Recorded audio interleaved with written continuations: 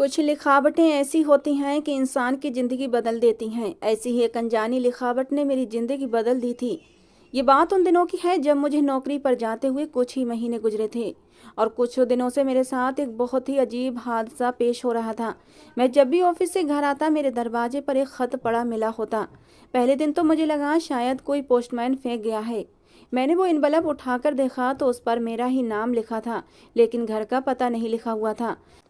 मुझे शक अपनी आस पड़ोस की लड़कियों पर हुआ था कि हो सकता है मेरी पर्सनालिटी से इम्प्रेस होकर, मेरी मोहब्बत में गिरफ्तार होकर ये खत मुझे किसी लड़की ने लिखा हो। मैंने सावधान नजरों से दाएं बाएं देखा और खत उठाकर जेब में डाल लिया और घर के अंदर चला गया। खाना खाने के फौरन बाद मैं अपने कमरे में चला गया था और जल्दी से वो खत जेब से निकाला और धड़कते दिल के साथ पढ़ना शुरू किया।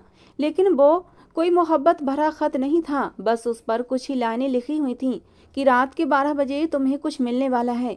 मैंने सोचा शायद किसी ने मुझे बेवकूफ़ बनाने के लिए लिखा है, शायद मोहल्ले के बच्चों की शरारत है। मैंने वो खत डस्टबिन में डाला और सोने के लिए लेट गया। लेकिन ठीक 12 बजे मेरे घर के दरवाजे की बेल बजी थी। मेरी माँ ने ही दरवाज़ा खोला था। फिर वो मेरे कमरे में आई और मुझे जगाने लगी कि रियान देखो, ये तुम्हारे नाम कोई लेटर आया है। मैं उठकर बैठ गया। मैंने नींद से चूर आंखों से उस लिफाफे को देखा था। माँ, इस वक्त भी कोई डाक आती है? कौन देकर गया है ये? मुझे अपनी नींद में डिस्टर्ब होना बिल्कुल भी बर्दाश्त नहीं था, इसलिए मैंने बहुत ही गुस्से और बेजारी से माँ के हाथ से वो एनवलप लिया था। माँ कहने लगी, जब मैंने दरवाज़ा खोला तो बस ये ज़मीन पर गिरा हुआ था, कोई इंसान वहाँ मौजूद नहीं था। मैंने झुंझलाहट से एनवलप खोला तो मेरी आंखें फटी की फटी रह गई थीं। उसमें तो कई हजार के नोट थे। मैंने जल्दी से उलट पुलट कर देखा, एनवलप पर मेरा ही नाम लिखा हुआ था, इसलिए शक की तो कोई गुंजाइश ही नहीं थी। मैं तो खुश हो गया। पैसे गिने तो पूरे 25,000 थे। माँ को मैंने यही बताया कि ये मेरे दोस्त ने भेजे हैं, उसने मुझसे उधार लिए थे। फिर कुछ दिनों बाद मुझे ये खबर मिली कि मुझे कल प्रमोशन मिल जाएगी। मैं अब भी कुछ अविश्वास सा था, लेकिन होश तो मेरे ऑफिस में जाकर उड़े थे जब सर ने मुझे प्रमोशन की खुशखबरी सुनाई और मेरी तनख्वाह भी डबल हो चुकी थी। पूरे स्टाफ ने मुझे मुबारकबाद दी थी, लेकिन मेरी हालत तो खराब हो रही थी। ये बात तो बड़ी ही अजीब सी थी। भला मेरे साथ आगे क्या होने वाला है, ये खत भेजने वाले को कैसे पता चलता था? उसके बाद गैर महसूस तरीके से मुझे अगले खत का भी इंतजार था। 2 दिन के बाद मुझे खत मिला। मैंने बड़ी जल्दबाजी से खत उठाकर अपनी जेब में डाला और सीधा कमरे में चला गया। खाना भी नहीं खाया था। कमरा बंद करके जल्दी से खत खोला। इस बार मुझे ये कहा गया था कि तुम्हारी माँ तुम्हारे रिश्ते के लिए कल लड़की देखने जाएंगी। मैंने खत पढ़कर दराज में रख दिया। कपड़े बदल के बाहर आया तो मेरी माँ खाना टेबल पर रख रही थी। खाने के बीच ही उन्होंने मुझसे कहा कि कल मैं तुम्हारे लिए लड़की देखने जा रही हूँ। सुना है काफ़ी अच्छी खूबसूरत लड़की है। अगर लड़की मुझे पसंद आई तो मैं उसे पसंद कराऊंगी और रिश्ता भी डन कर दूंगी। मैं पानी पी रहा था और पानी एकदम मेरे गले में फंस गया था। मुझे खांसी आने लगी थी। कुछ देर में मेरी तबीयत संभल गई, लेकिन मेरा दिल तो जोरों से धड़क रहा था। ये कौन था जिसे मेरी जिंदगी में आने वाले हर हादसे की खबर थी? मेरी माँ लड़की देखने चली गई। उन्हें लड़की भी पसंद आई और रिश्ता भी तय हो चुका था। लेकिन शादी कुछ महीने बाद तय हुई थी। जिस दिन मेरा रिश्ता तय हुआ उससे एक दिन पहले ही मिठाई का डिब्बा मुझे किसी सर्विस करने वाले लड़के से प्राप्त हुआ था। मैंने उससे पूछा, ये किसने भेजा है? तो उसने कहा, हमें नहीं मालूम, हमें बस आपका एड्रेस दिया गया था। मैंने पूछा, ऑर्डर देने वाली लड़की थी या लड़का? तो वो मर्द मुस्कुराने लगा, कहने लगा, हमें बताने से मना किया गया है। ये कहकर वो चला गया, रुका नहीं था। मुझे अब उस खत वाले को देखने और ढूंढने की एक नेचुरल सी इच्छा होने लगी थी। कौन है जो मेरे आने वाले हर पल की खबर रखता है? मेरा रिश्ता बाद में तय हुआ और खत वाले ने मिठाई पहले भेज दी थी। अब तो मेरी उत्सुकता और भी बढ़ने लगी थी। मैंने बहुत कोशिश की कि ये जान सकूं आखिर मुझे खत कौन भेजता है, लेकिन मेरी हर कोशिश नाकाम हो रही थी। एक दिन मेरे सर में दर्द था। मैंने अपने ऑफिस से छुट्टी कर ली और घर आया तो दरवाजे पर आज फिर से खत पड़ा हुआ था। मैंने वो खत उठाकर जेब में डाला और अंदर कमरे में आकर देखा तो उस पर लिखा था, कल आपको बुखार हो जाएगा। और अगले दिन ऐसा ही हुआ था। सुबह जब मैं उठा तो बुखार से तप रहा था। अब तो मुझे उस खत वाले से भी डर लगने लगा था। मैं थोड़ा सा सावधान भी रहने लगा था। हर वक्त ये खत वाला मेरे होशो हवासों पर छाने लगा था। अब तक की उसकी हर लिखावट मेरे साथ सच साबित हो रही थी। लेकिन उसके अगले खत ने तो मुझे दहलाकर रख दिया था, क्योंकि इस बार खत में लिखा था कि रात के 12 बजे तुम्हारे एक बेटी पैदा होगी और तुम्हें मिल जाएगी। मेरा दिमाग तो घूम कर रह गया था। ये कैसे मुमकिन था? मेरी तो अभी शादी भी नहीं हुई थी, फिर भला मेरी बेटी कैसे पैदा हो सकती थी? रात के 12 बजे तक का समय मैंने जले पाँव की बिल्ली बनकर बेचैनी से काटा था। अब तक उस खत वाले की सारी बातें सच साबित हुई थीं और मुझे पूरा विश्वास था कि रात के 12 बजे कुछ न कुछ जरूर गलत होने वाला है। अब जैसे ही रात के 12 बजे एक बच्चे की रोने की आवाज़ सुनी, मैं फौरन दरवाजे की तरफ भागा था। जब दरवाजा खोला तो मेरे पैरों तले से जमीन फिसल गई थी। मैंने देखा छोटे से काट पर एक बच्चा लेटा हुआ है और वो रो रहा है। बच्चा पिंक रंग के कंबल में लिपटा हुआ था।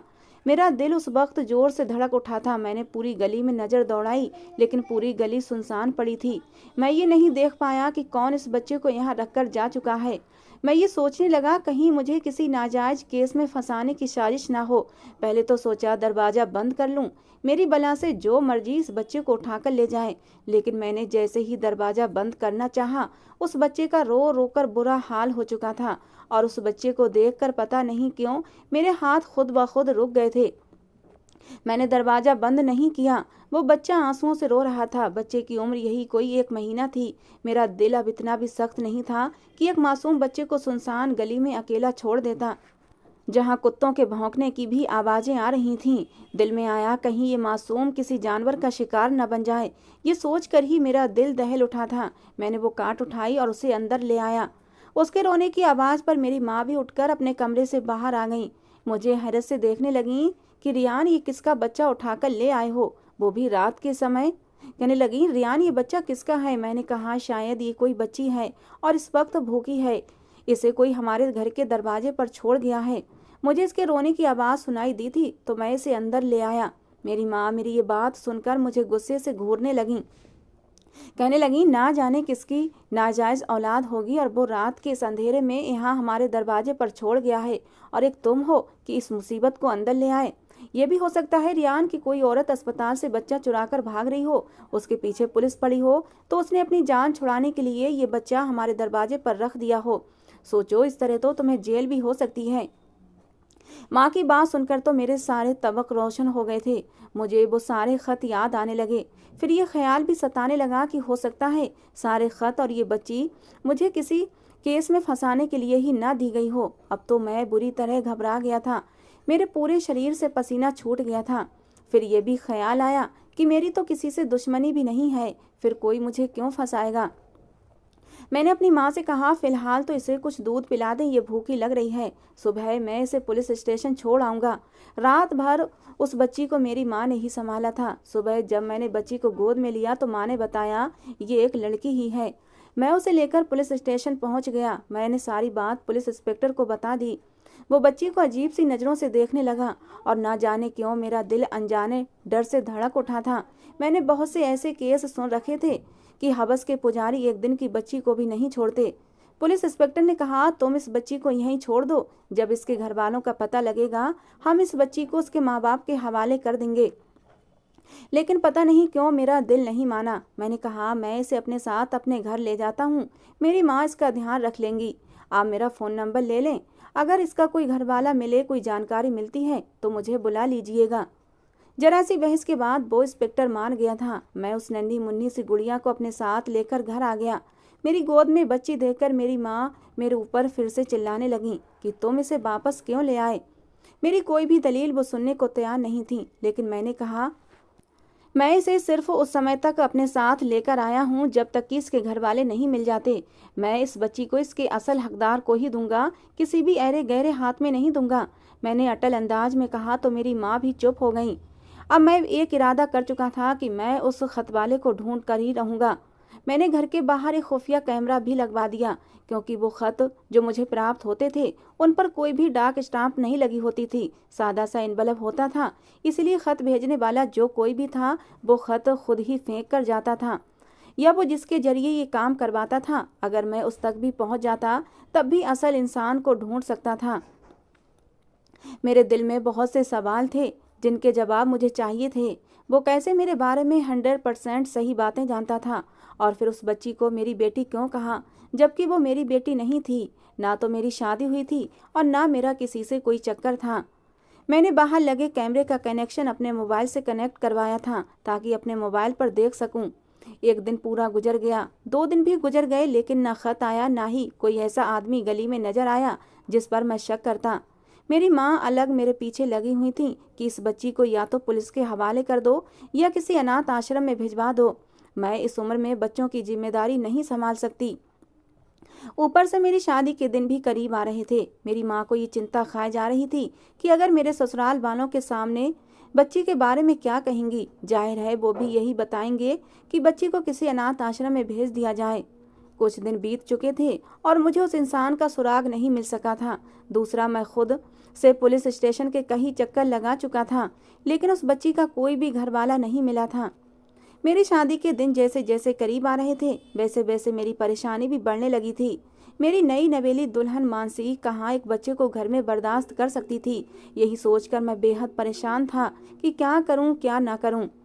धीरे धीरे करके मेरी शादी का दिन भी आ पहुंचा। मैंने अपनी माँ से कह दिया कि उन लोगों से कुछ समय के लिए ये कह दें कि ये बच्ची हमारे किसी अपने रिश्तेदार की है, अनाथ हो गई है, तो हमने इसे अपने पास रख लिया है। मेरी बात सुनकर मेरी माँ मुझे गुस्से से घूरने लगी, लेकिन बोली कुछ नहीं। मुझे भी अब उस बच्ची से पता नहीं क्यों एक लगाव सा हो गया था।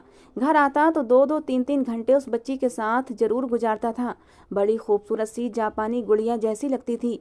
पता नहीं क्यों उस बच्ची के नाक नक्श भी मेरे जैसे ही थे। जब वो मुझे देखकर मुस्कुराती तो मुझे उस पर बेहद प्यार सा आने लगता।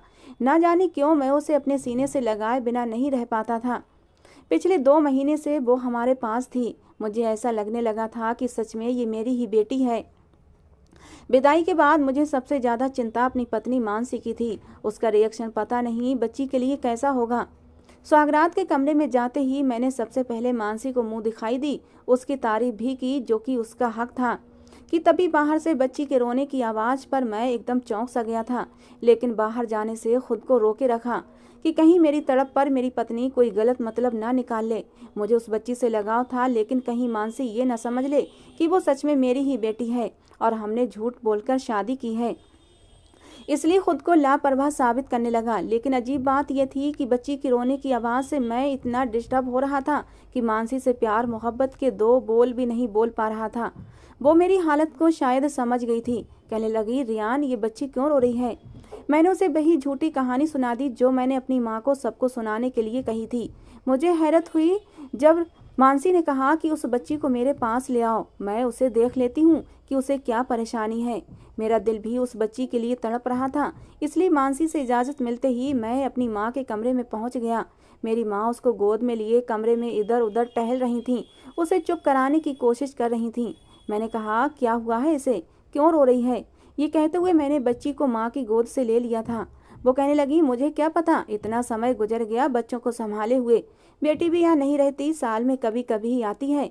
अगर वो मेरे पास होती तो मैं उसके बच्चों को संभालती, तो इस बच्ची का मसला भी समझ आ जाता। अच्छा ऐसा करो, तुम अपने कमरे में जाओ, ये खुद ही सो जाएगी। मेरी माँ ने उसे मेरी गोद से लेना चाहा, लेकिन मैंने मना कर दिया। मेरे पास आकर वो बच्ची रोना कम कर चुकी थी। मैंने कहा, मैं इसे सुलाकर आपको दे जाऊंगा।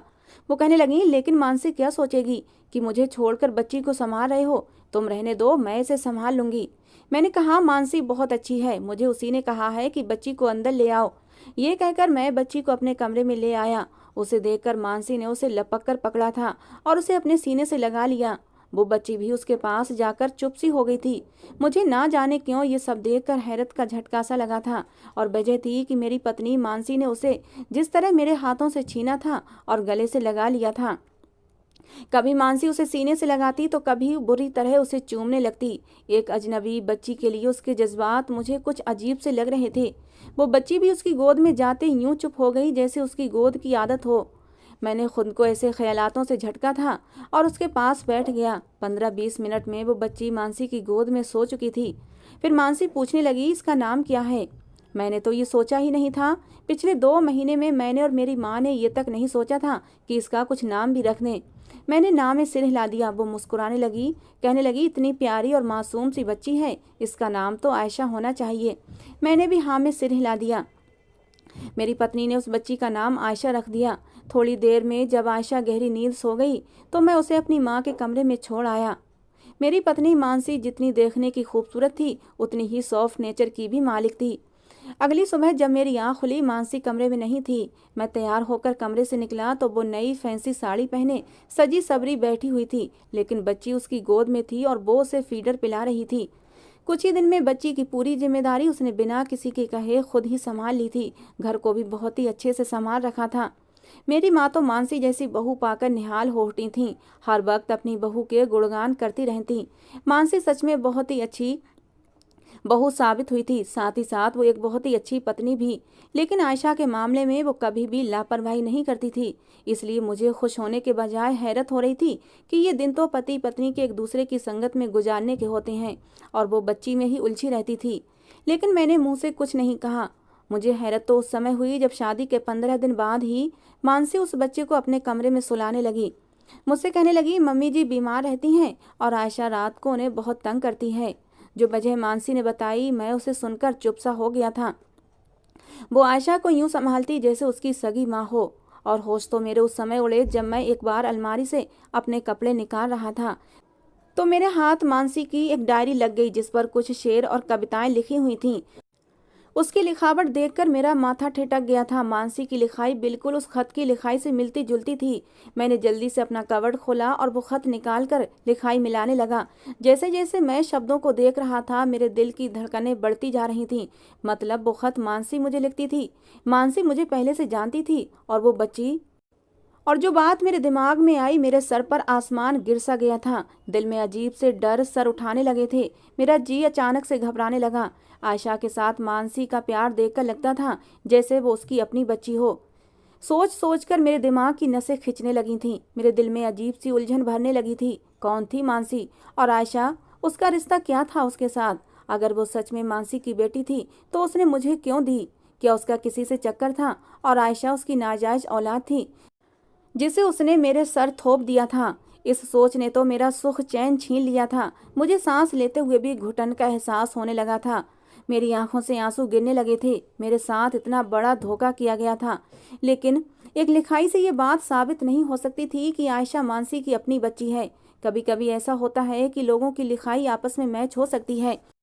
शायद मैं खुद को झूठी तसल्लियों से बहलाने की कोशिश कर रहा था, लेकिन मुझे लगा शायद मेरे अंदर कोई चीज क्षण से टूट गई हो। मैं अब चुप चुप सा रहने लगा था। हालांकि मानसी मेरा बहुत ख्याल रखती थी, लेकिन मैं जब भी उसे आयशा से प्यार करते देखता, मुझे ना जाने क्यों एक जलन सी होने लगती थी। अजीबोगरीब तरह के ख्यालात आने लगते। एक बार अपने दिल की तसल्ली के लिए मैंने मानसी से कहा कि ये बच्ची हमारी सगी नहीं है। आज नहीं तो कल जब हमारे अपने बच्चे होंगे तो हम आयशा को वो प्यार नहीं दे सकेंगे जो इसे अब दे रहे हैं। इसलिए मैं सोच रहा हूँ कि किसी बेऔलाद जोड़े को दे दूं। मेरी बात सुनकर मानसी की रंगत उड़ गई थी। मेरे अंदर के शक पर मोहर लग गई थी। मानसी की उड़ी हुई रंगत देखकर वो परेशान हो उठी। कहने लगी, रियान, आयशा मेरी ही बेटी की तरह है। मैं कभी अपने बच्चों में और आयशा में फर्क नहीं करूंगी। ये सुनकर मैं और भी ज्यादा परेशान हुआ था, लेकिन मेरे लिए अभी एक खुलासा और भी बाकी था जिसने मेरे कदमों के नीचे से जमीन ही खींच दी थी। एक बार मैं अलमारी खोलकर अपनी ऑफिस की फाइल रखने लगा तो वहां एक तस्वीर देखकर मुझे पूरा कमरा घूमता महसूस हुआ था। मैं पूरी तरह से चकरा गया था। मैंने अपना सर थामा और बेड पर गिर सा गया था। जब मेरे पापा का देहांत हुआ तब उस समय मैं कॉलेज में पढ़ता था। उस वक्त तक मेरी बहन की शादी हो गई थी और शादी के बाद वो कनाडा चली गई थी। हम दो भाई थे। मेरे बड़े भाई ने ही हमें संभाला था। मेरी माँ तो बेहाल सी हो गई थी, लेकिन भाई ही थे जिन्होंने हमें सहारा दिया था। 1 साल लगा था मेरी माँ को संभलने में। सारा खर्चा कुणाल भाई ही उठाते थे। माँ की इच्छा थी कि वो कुणाल भाई के लिए अपनी सहेली की बेटी को बहू बनाकर ले आए, लेकिन कुणाल भाई ने साफ मना कर दिया। कहने लगे, मैं जिस ऑफिस में काम करता हूँ मुझे वहीं एक लड़की पसंद है और मैं उसी से शादी करना चाहता हूँ। लेकिन माँ अपनी जिद पर अड़ी रही। नतीजा ये निकला, भाई को हार माननी पड़ी और इस तरह माँ की बताई हुई लड़की से भाई की मंगनी हो गई। लेकिन मंगनी के बाद वो चुप चुप रहने लगे थे। उसके बाद वो ऑफिस के काम से अक्सर दूसरे शहर भी जाने लगे थे। एक बार ऑफिस के काम से ही वो जयपुर जा रहे थे कि रास्ते में उनकी गाड़ी का एक्सीडेंट हो गया और वो मौके पर ही दम तोड़ गए। हमारे लिए ये खबर किसी कयामत से कम न थी। मेरी माँ तो 3 दिन तक बेहोश रही थी। लेकिन समय का काम है गुजरना, और समय गुजरने के साथ साथ सब कुछ ठीक भी हो गया था। मुझे भाई की जगह पर नौकरी भी मिल गई थी। इस हादसे को अभी 6 महीने ही गुजरे थे कि ये खतों का सिलसिला शुरू हो गया था और अब भाई की तस्वीर मानसी के पास। भला मानसी के पास कैसे थी? माँ ने तो भाई की सारी तस्वीरें अपने लॉकर में रख रखी थीं और जो तस्वीर मानसी के लॉकर से निकली थी, ऐसी कोई तस्वीर हमारे पास पहले मौजूद नहीं थी। अब तो मुझे पल भर को भी चैन नहीं मिल रहा था और जैसे ही मानसी कमरे में दाखिल हुई, मेरे हाथ में कुणाल भाई की तस्वीर देखकर बुरी तरह घबरा गई। मैं उसके सामने जाकर खड़ा हो गया और वो तस्वीर उसके मुंह पर दे मारी। मैंने उसे कहा, अब तुम्हारा ड्रामा बहुत हो चुका, सच सच बताओ तुम कौन हो और मुझे पहले से खत क्यों लिखती थी, और उसके बाद अपनी नाजायज बच्ची भी मेरे पास छोड़ दी, और अब ये तस्वीर, मेरे भाई से तुम्हारा क्या संबंध है। मेरी बात सुनकर वो रोने लगी थी, मेरे सामने हाथ जोड़ दिए, कहने लगी, मेरी बहन रिया कुणाल के ऑफिस में काम करती थी। कुणाल और रिया दीदी आपस में मोहब्बत करने लगे थे, लेकिन जब आपकी माँ राजी नहीं हुई तो उन्होंने आप लोगों को बताए बगैर ही शादी कर ली। हमारे घर में सबको ये बात मालूम थी। कुणाल दूसरे शहर जाने के बहाने रिया दीदी के साथ किराए के घर पर रहते थे। रिया दीदी ने ये बात ऑफिस में भी नहीं बताई थी। वो जिस ऑफिस में काम करती थीं, उसी में कुणाल जीजू भी काम करते थे, और जिस मीटिंग के लिए कुणाल जयपुर गए थे, उसी समय रिया दीदी भी कुणाल के साथ ही थीं। कुणाल मौके पर ही दम तोड़ गए और रिया दीदी बेहोश हो गई थीं। उन्हें काफी चोटें आई थीं, होश में नहीं आई थीं। ये गम उन पर बहुत बड़ा था। कुछ ही दिन कहते थे कि मालूम हुआ वो उम्मीद से हो गई है, लेकिन हर वक्त वो सोचते थे आपके भाई को याद करके थी, लेकिन दीदी कहने लगी, मानसी, मेरी आखिरी इच्छा है कि मेरा बच्चा अपने असल खानदान के पास रहे, और इसलिए मैं आपको खत लिखती थी। पैसे भी मैंने ही आपको भेजे थे और आपकी प्रमोशन की खबर मेरी बहन को बॉस के मुंह से पता चल चुकी थी, इसलिए वो खबर एक दिन पहले आपको मैंने पहुंचा दी। फिर सरदर्द की चर्चा आपने अपनी कलीग की हैसियत से मेरी बहन से की थी, इसलिए उसने बुखार का कह दिया, क्योंकि आपके थके चेहरे से रिया दीदी अंदाजा लगा चुकी थी कि ये शुरुआती लक्षण है बुखार के। मानसी की बात सुनकर मुझे अपनी वो कलीग याद आई जो प्रेग्नेंट थी और कुछ ही महीने पहले एक बच्चे को जन्म देते हुए मर गई